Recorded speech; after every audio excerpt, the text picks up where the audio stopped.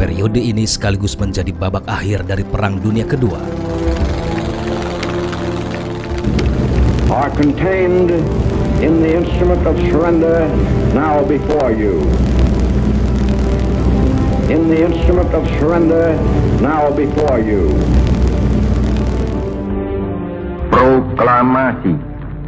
Di tengah kemelut dunia, bangsa Indonesia memproklamasikan kemerdekaannya. Namun perjuangan bangsa Indonesia belum berakhir. Kemerdekaan ternyata belum dapat dinikmati seutuhnya.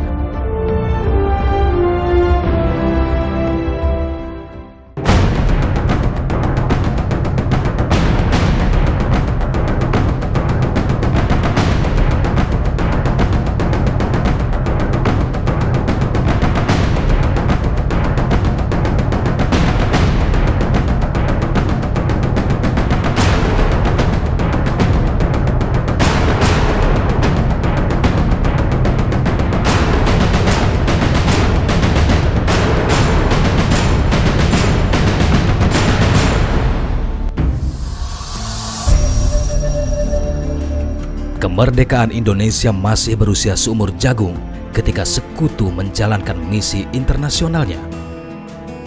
Di bawah komando Lord Mountbatten, tugas mengurus tawanan perang dan pelucutan tentara Jepang dijalankan oleh Allied Force Netherlands East Indies atau AFNI. Untuk daerah Sumatera dan Jawa, pimpinan tugas AFNI diemban oleh Letnan Jenderal Sir Philip Christison. Kala itu, di Indonesia terdapat sekitar 70.000 tawanan perang dan interniran yang tersebar di seluruh Pulau Jawa. Sebelum kedatangannya ke Jakarta, Sir Philip Christison dalam pernyataannya di sebuah radio Singapura sempat menyatakan bahwa Sekutu hanya akan menjalankan tugas kemiliteran dan tidak mau ikut campur dalam politik dalam negeri Indonesia.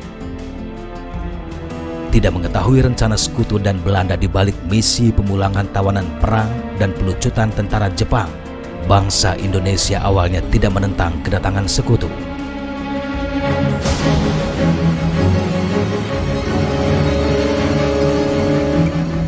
Namun, kesepakatan Sekutu Belanda dalam Civil Affairs Agreement membuat Inggris mengikut sertakan beberapa perwira pemerintahan sipil Hindia Belanda atau NIKA sekaligus kesatuan pasukan Belanda saat kedatangannya ke Jakarta.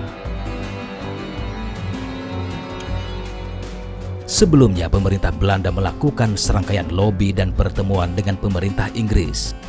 Hasilnya, pada 24 Agustus 1945 disepakati oleh Sekutu dan Belanda bahwa wilayah Hindia Belanda yang berhasil direbut Sekutu akan diserahkan tanggung jawab sepenuhnya kepada pemerintahan sipil Hindia Belanda atau NIKA. Lord Mountbatten sebagai pemimpin Southeast Asia Command mengeluarkan surat perintah kepada para komandan divisi. Kalimat dalam surat perintah ini kemudian berakibat fatal bagi rakyat Indonesia, terutama di Surabaya.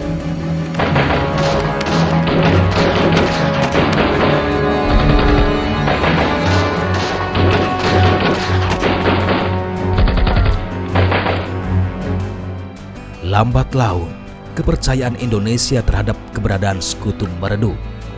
Tidak terkecuali dalam urusan pengiriman perbekalan tawanan perang di Jawa Barat misalnya. Selama masa pendudukan Jepang 42-45, di daerah Bandung itu terjadi konsentrasi dari orang-orang Eropa, baik kaum militer atau sipil yang menjadi tawanan Jepang. Ketika kabinet Syahrir berkuasa, ada usaha-usaha dari pemerintah pada saat itu untuk mengizinkan dikirimkan logistik oleh tentara-tentara Gurkha ini, oleh tentara-tentara Inggris. Mereka melewati jalur kereta api dari Jakarta terus dan sampai ke Bandung. Mereka sangat arogan dan bertemperamen dalam persoalan ini, tidak menganggap. Padahal pada saat itu tentara kita, tentara keamanan rakyat, sudah eksis di daerah-daerah yang saya maksud tadi. 21 November 1945, tanpa pemberitahuan kepada pihak TKR, Sekutu mengirimkan perbekalan untuk para tawanan di Bandung dengan menggunakan kereta api melalui jalur Cikampek. Alhasil, di tengah perjalanan, Sekutu yang terdiri dari belasan tentara Gurkha Rifle diberhentikan dan dihadang oleh resimen TKR Cikampek. Peristiwa Dauan itu terjadi ketika satu lokomotif yang memuat logistik Inggris berjalan dari arah Jakarta menuju Bandung, dan ketika dicegat lepas dari stasiun Cikampek oleh pasukannya Resimen 5 yang pada waktu itu dipimpin oleh Letnan Kolonel Mupreni, yang mencegat waktu itu adalah Letnan Priyatna.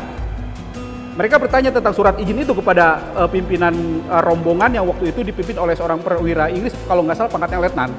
Mana surat izin dari pemerintah Indonesia untuk lewat ke Cikampek? Jawabannya waktu itu dari letnan Inggris, apa? Anda menginginkan saya memberikan surat izin kepada pasukan yang menang perang gitu? Itu jawaban itu ternyata tidak membuat puas pasukan Letnan Priyatna. Ketika terjadi adu mulut, tiba-tiba menyalak sebuah letusan senjata dari arah gerbong yang waktu itu berhenti. Nah, dari situ mulai terjadi pertempuran yang berakhir dengan meninggalnya, gugurnya sebagian besar pasukan Inggris, yang disisakan cuma 4 orang Gurkha waktu itu dan langsung ditawan oleh pasukan Priyatna. Itu yang terjadi.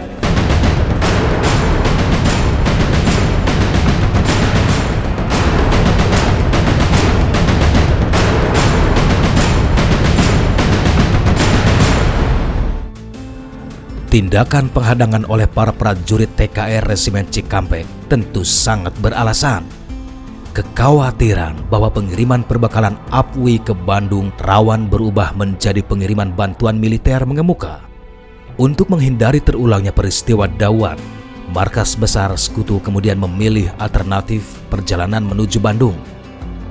Jalur darat melalui Bogor, Sukabumi, dan Cianjur kemudian dipilih karena dianggap lebih aman dibanding jalur kereta api Cikampek.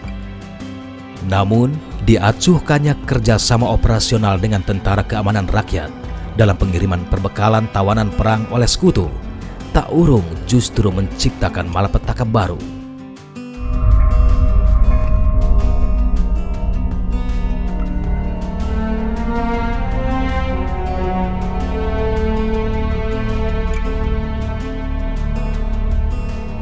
Pengangkutan logistik ke Bandung ini dikawal oleh tentara Inggris yang membawa alat-alat berat seperti terlihat di sini, tank, panzer, dan Brand Carrier, dan juga jumlah pasukan lengkap yang dilengkapi dengan persenjataan, seolah-olah mereka tidak peduli dengan tempat yang mereka lewati itu ada pasukan kita dari Tentara Keamanan Rakyat. Pak udah di posisinya masing-masing, Pak. Selamat siang, nih. Mereka! Mereka, Bung! Mereka!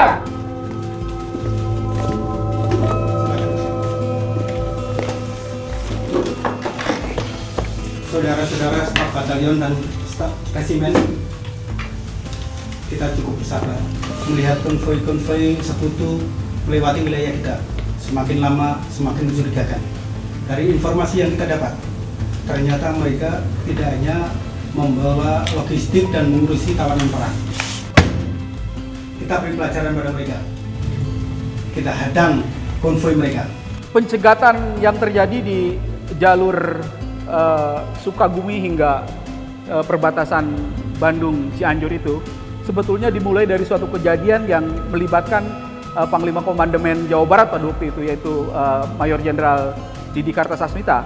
Ada sebuah cerita dalam biografinya Pak Didi waktu itu dalam perjalanan menuju Jakarta dan bersiborok dengan konvoi Inggris pada waktu itu. Konvoi Inggris yang akan bergerak menuju Bandung dari Jakarta. Jadi mereka lewat Puncak, Pak Didi juga lewat Puncak. Nah, itu terjadi macet dan membuat lama. Pak Didi sampai bilang begini, wah ini siapa nih? Kayaknya sebenarnya tentara Inggris kepada pengawalnya ya. Kok tuh nggak ada TKR-nya gitu? Wah ini nggak bisa dibiarkan. Kesepakatan Sahrir harus dilaksanakan oleh Pak Didi. Pak Didi oke, tetapi melihat kenyataannya Inggris tidak konsisten dengan janjinya, mereka melanggar janji. Akhirnya Pak Didi pun bicara kepada komandan-komandan resimen termasuk Pak Edi. Pak Didi bilang, ya sudah, para komandan resimen yang daerahnya dilewati oleh tentara Inggris, saya serahkan kebijakan kepada Anda. Sekalipun Anda mau menyerangnya, silakan. Atas dasar itulah, Pak Edi mempersiapkan penghadangan yang terjadi di awalnya itu di Bojong Kokosan ya.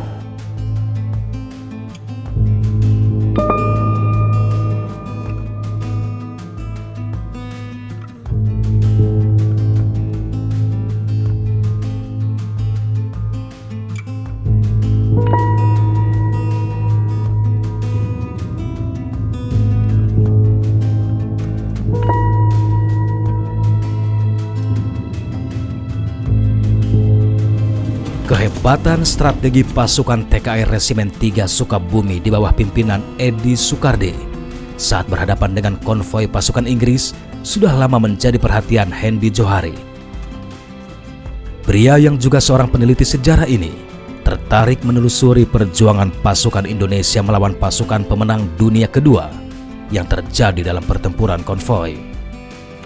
Konvoi sekutu itu laksana ular berbisa. Kalau kita pukul mulutnya, itu sangat berbahaya.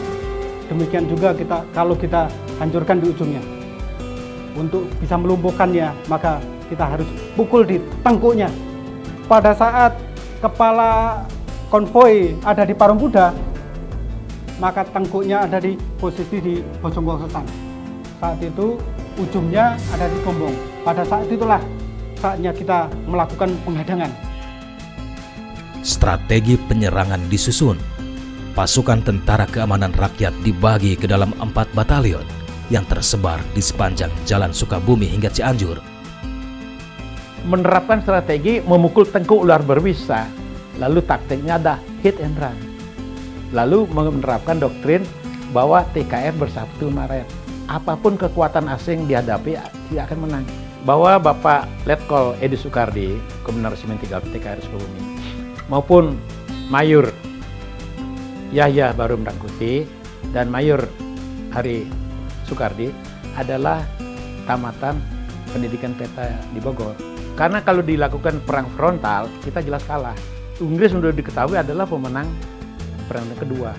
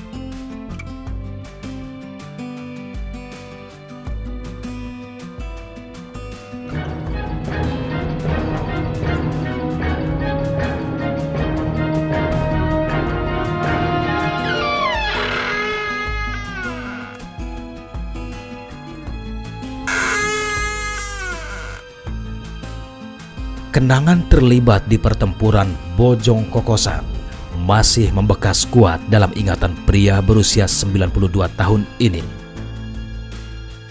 Muhammad Soleh adalah salah satu pejuang dari Laskar Rakyat yang tersisa dari perang konvoi. Saat itu Soleh masih berusia 19 tahun dan tergabung dalam Badan Perjuangan Rakyat bernama Barisan Banteng. kan di situ banyak anak-anak para pemuda waktu itu zaman biraunya. Saya kan disuruh ku Bapak Haji Toha. Sekarang katanya harus menjadi pejuang katanya. Namanya Barisan Banteng. Bakal ada pertempuran hebat di Bojong Kokosan katanya begitu. Cuman sekarang mah ya siap aja katanya. Mau di sebelah mana nanti juga para pemudanya mah atau barisan ini semua ada di sini katanya gitu. Seperti halnya Soleh, ratusan pemuda ikut direkrut untuk berperang. Sebagian dari mereka bahkan sudah memiliki kemampuan berperang yang didapat dari penjajah Jepang. Namun tidak sedikit yang harus dilatih lagi. Latihan berbaris, terus latihan tiarap gitu. Dan itu senjata nanti katanya dikirim begitu. Ya ada sten, ada moser, rupa-rupa pedil begitu aja. Stayer, namanya dorlok semua juga begitu. Meski hanya berbekal latihan yang tak seberapa dan alat seadanya, Soleh dan pasukan laskar siap bertempur. Nggak takut masalah mati saya mah di waktu itu mah, makanya bahkan resep gitu ya hati saya mah ya begitu waktu itu nggak takut mati lah soal masalah itu mah. Bukan saya sendiri gitu, semua banyak sebelah sana sebelah sini gitunya orang-orang yang berjuang. Konvoi pasukan sekutu mulai meninggalkan Cigombong dan memasuki Bojong Kokosan ketika pasukan Batalion 1 sudah bersiaga di posisinya masing-masing. Mereka menanti iring-iringan pasukan sekutu yang akan datang. Seketika, ketegangan dirasakan semakin meningkat oleh pasukan TKR dan Laskar Rakyat.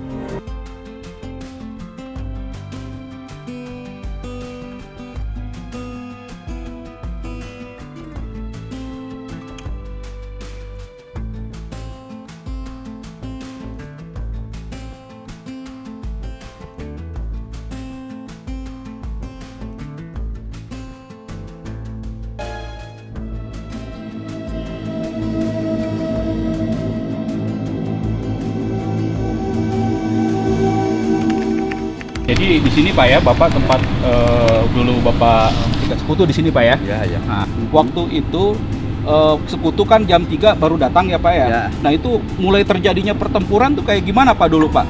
Ya, mulai nama hampir 3:30 waktu itu. Nah, dikarenakan yang jauh kan dia pada itu jalan, cuman mobil mah pada kosong, cuman supirnya doang yang kamarikan. Terus saya di Bendung kan di lingkungan itu lebak Talang, ke kayu saya pinjam kayu dari Warung Kuda Pak almarhum Bapak Melan. Di Bendung di jalan gitu. Memasuki tikungan Talang Luhur yang diapit 2 tebing, tank Sherman yang berada di baris terdepan terhenti oleh batang pohon yang melintang memenuhi jalan. Tak berapa lama, tank Sherman meledak terkena ranjau darat. Pasukan tentara Batalion 59 Jets dari Divisi ke-23 India kemudian disambut dengan rentetan peluru, bambu runcing, batu dan granat yang dilempar dari balik pohon perbukitan oleh para pejuang.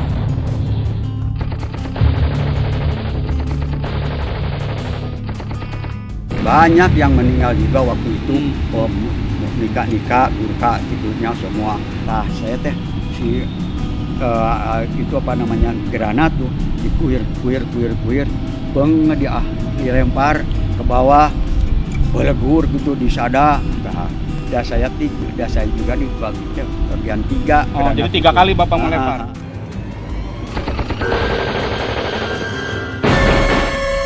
Berbekal 10 butir peluru dari jenis senapan Landfield yang dipakainya, Soleh muda bersama TKR dan Laskar Rakyat menggempur barisan sekutu. Tak lupa, amunisi berupa granat bambu dipakainya.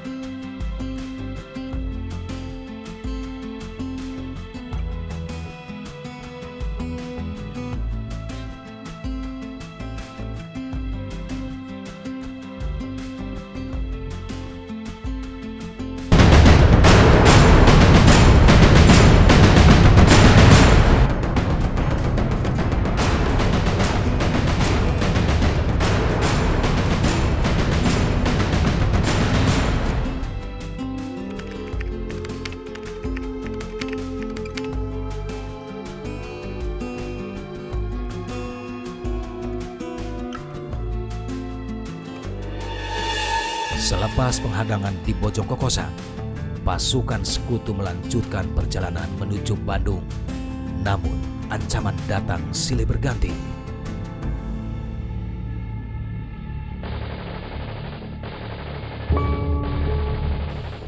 Serangan demi serangan terus dilancarkan oleh para pejuang Indonesia terhadap konvoi sekutu yang melintas di daerah Parung Kuda, Ongkrak, hingga Cibadak.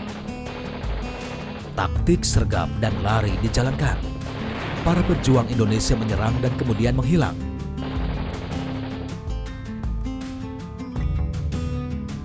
Serangan yang dilakukan pejuang Indonesia membuat iringan konvoi terpenggal. Konvoi paling belakang masih tertinggal jauh di wilayah Parung Kuda. Moral pasukan sekutu menurun, sementara perjalanan ke Bandung masih cukup jauh.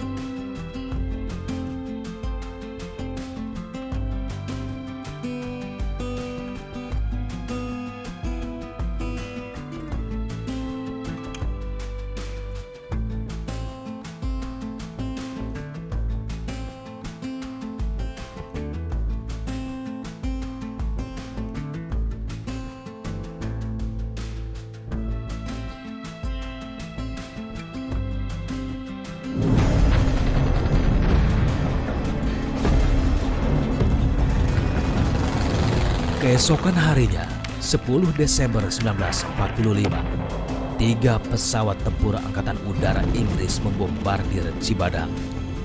Serangan udara itu adalah bentuk serangan balasan dari sekutu. Namun tampaknya markas besar sekutu salah sasaran.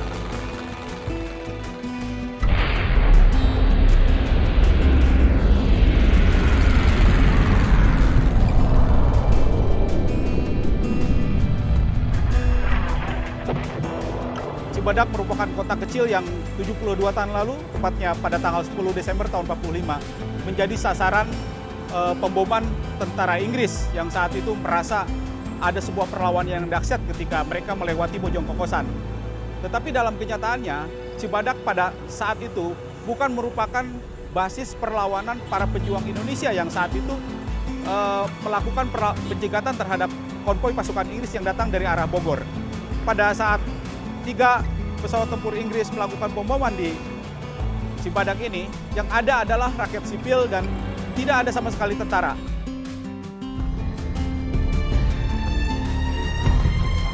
(11 Desember 1945), melalui perintah radiogram Markas Besar Sekutu Jakarta, diberangkatkan konvoi tentara penolong Batalion 33 Gurkha Rifles dari Markas Sekutu di Cimahi, Bandung.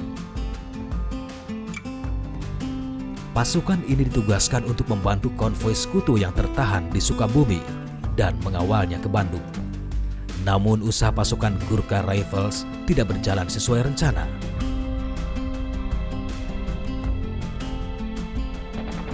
Hampir sama nasibnya seperti pasukan Judge, mereka terus diserang oleh para pejuang.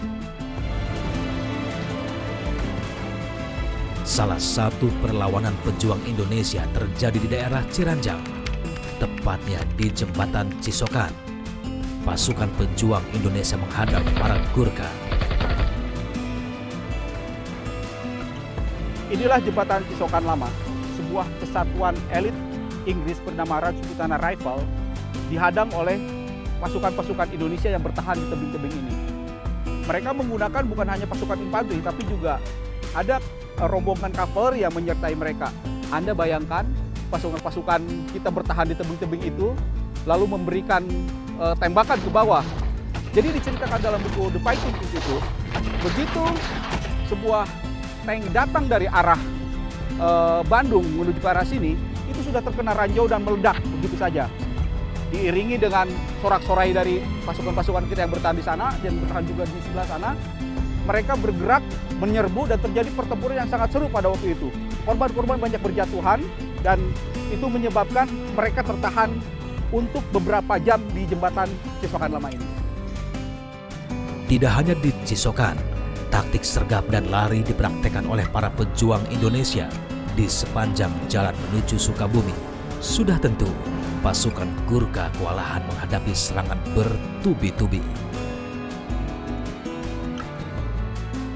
Setelah berhasil berjalan perlahan-lahan, dengan terus dihujani serangan di setiap titik yang tak terduga. Menjelang malam, pasukan Gurkha akhirnya dapat bergabung dengan konvoi pertama di bawah Batalion Jats.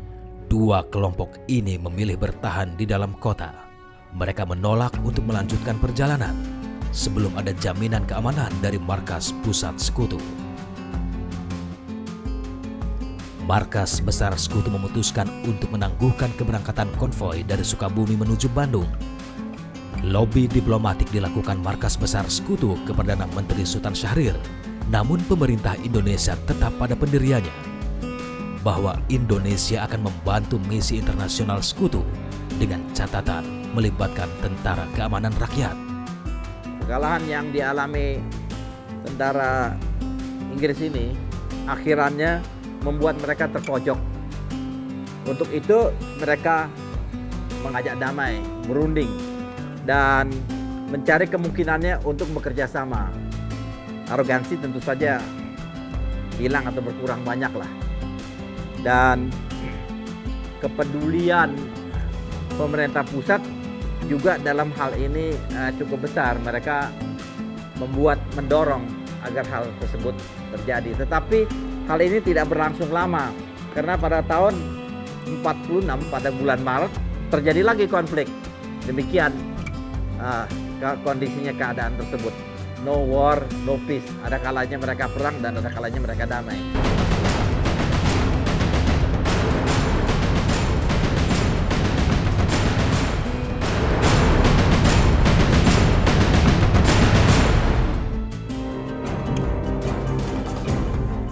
Tidak ada masa damai yang abadi setelah pertempuran hebat di bulan Desember 1945. Ancaman perang masih terus menghantui seiring berjalannya waktu.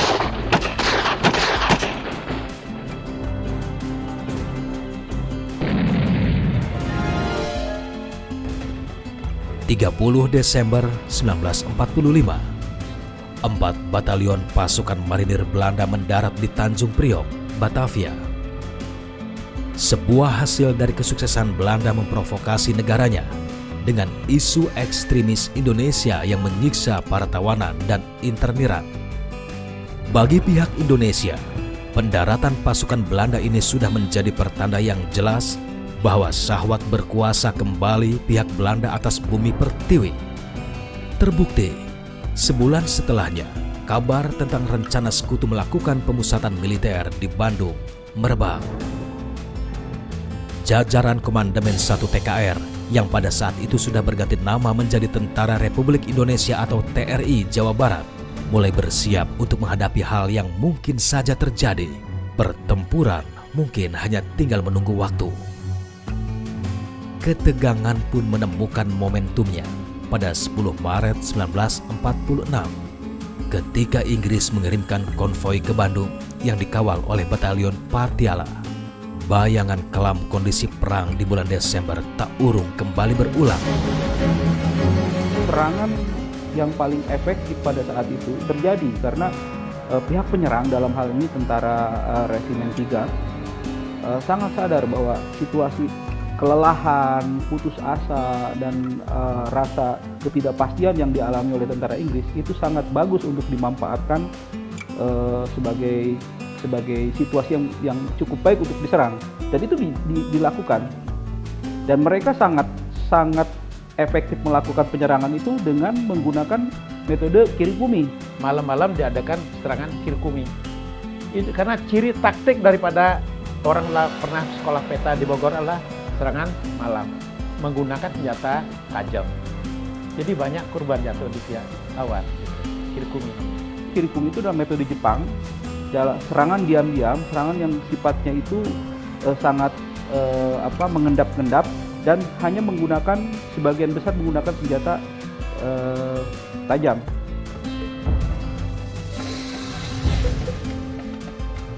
Keesokan harinya, ancaman ditebar oleh markas besar sekutu. Bala bantuan pun dikerahkan. Skuadron 13 Lancer yang diperkuat oleh pasukan Grenadier dari Bogor bergerak menuju Sukabumi. Selain itu, markas besar sekutu juga mengirimkan batalion 56 Rajputana Rifles dari Bandung. Tidak berbeda dengan pasukan sekutu sebelumnya, kedatangan masing-masing rombongan sekutu itu juga disambut serangan hebat dari para pejuang. Kirikumi itu terjadi 2 kali. Jadi Kirikumi penyambutan, yaitu ketika tanggal 10 Maret mereka dihalau di Cikukulu dan Cipelang, memasuki Sukabumi, mereka disambut juga, itu selesai. Dan ketika mereka terkonsentrasi pada tanggal 13 Maret tahun 46, jadi mereka terkonsentrasi di pusat kota, terjadi juga Kirikumi yang kedua. Dan ini lebih dahsyat lagi karena melibatkan para laskar gitu. Serdadu Inggris yang saat itu sedang melepas lelah dan leha-leha karena saking capeknya dan ada dalam situasi yang tidak siap, itu dengan mudahnya mereka sembelih gitu waktu itu. Ya, situasi ini menimbulkan korban yang sangat cukup banyak di pihak Inggris dan menimbulkan keterputusasaan di kalangan mereka hingga mereka meminta bantuan langsung ke Jakarta. Untuk bisa melanjutkan misi, pasukan sekutu mencoba mengubah taktik untuk menghadapi penghadangan pejuang Indonesia. Membuat pasukan pelindung masing-masing. Ketika mereka bergerak dari Sukabumi untuk menuju Bandung, ada sejenis pasukan yang merapati pasukan yang ada dan itu terus dilakukan hingga sampai Bandung. Tetapi lagi-lagi itu pun tidak berlaku efektif karena pasukan para pejuang Indonesia pada waktu itu tentunya karena mereka lebih mengetahui medan, lebih menguasai kondisi di tempat penyerangan, yang terjadi mereka tetap keteteran. Hingga sampai Bandung, serangan-serangan tetap mereka terima, korban-korban berjatuhan, dan situasi sama sekali sebetulnya tidak berubah. Jadi mereka pun sampai Bandung dalam keadaan babak belur.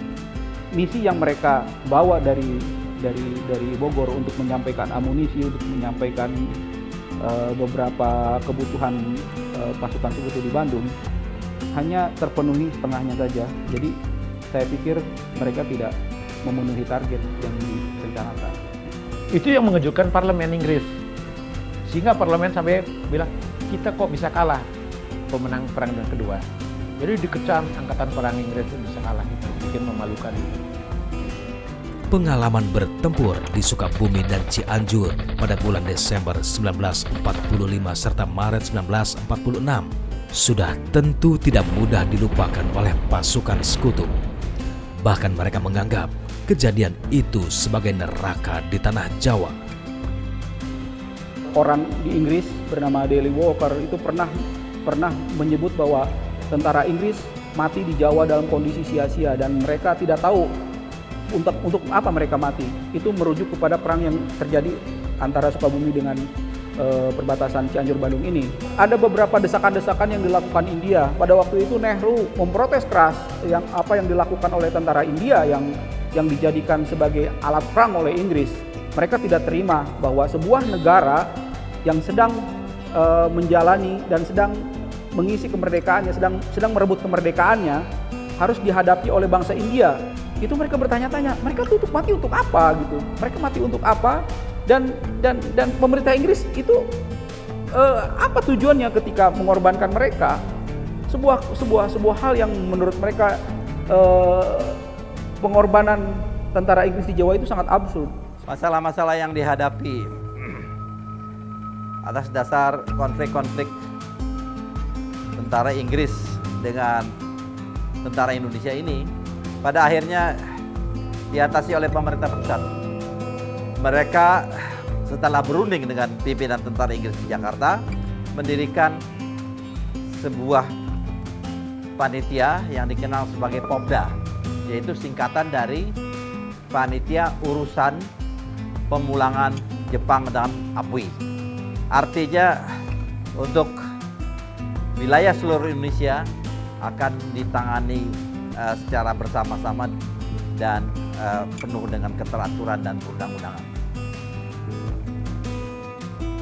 Dampak daripada kerjasama kedua angkatan ini, Inggris dan Indonesia, justru mendatangkan banyak kebaikan. TNI dikenal baik di dunia dan bisa dikatakan bahwasanya di kala revolusi mempertahankan kemerdekaan itu, TNI tersebut telah melakukan operasi kemanusiaan.